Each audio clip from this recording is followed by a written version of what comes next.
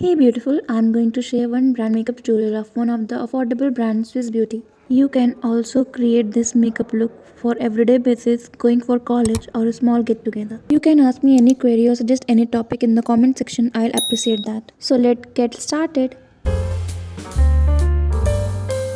मैं setting spray को as a primer use कर रही हूँ, जो कि एज अ प्राइमर भी ये अच्छा वर्क करता है। आप थोड़ा टाइम ले ताकि ये अच्छे से अब्जॉर्ब हो जाए आपकी स्किन में।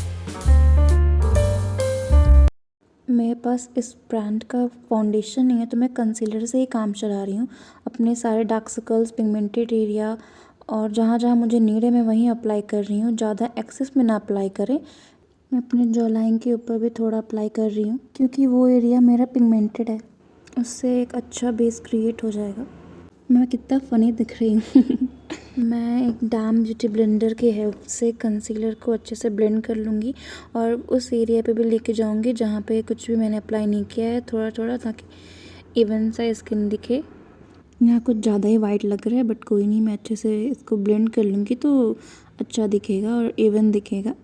Don't worry for that. और मैं आईज के पास थोड़ा अपवर्ड डायरेक्शन में लेके जा रही हूँ ताकि ये थोड़ा लिफ्टेड लुक दे। अगर आप भी अच्छा बेस पाना चाहते हो तो उसको टाइम दे ब्लेंड होने के लिए, अच्छे से स्किन में ऑब्जर्व होने के लिए, तभी आपको एक अच्छा एंड लॉन्ग लास्टिंग बेस मिलेगा। मैं थोड़ी सी चीटिंग कर रही हूँ। मैं लैक्मे का लूज पाउडर से अपना फेस सेट कर रही हूँ।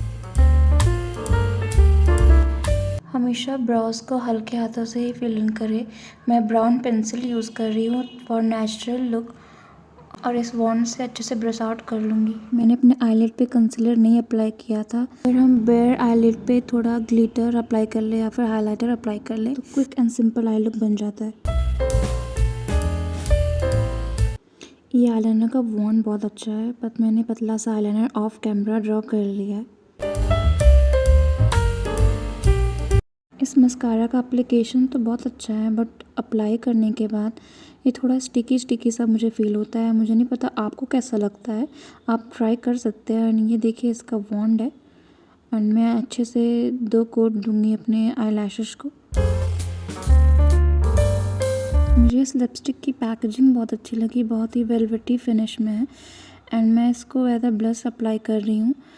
इस लिपस्टिक का शेड देखने में तो थोड़ा पिंकिश एंड न्यूडिश शेड में था, बट चिक्स पे अप्लाई करने के बाद थोड़ा कोरल सा वाइब आ रहा है एंड जो कि अच्छा भी लग रहा है मेरे स्किन टोन पे।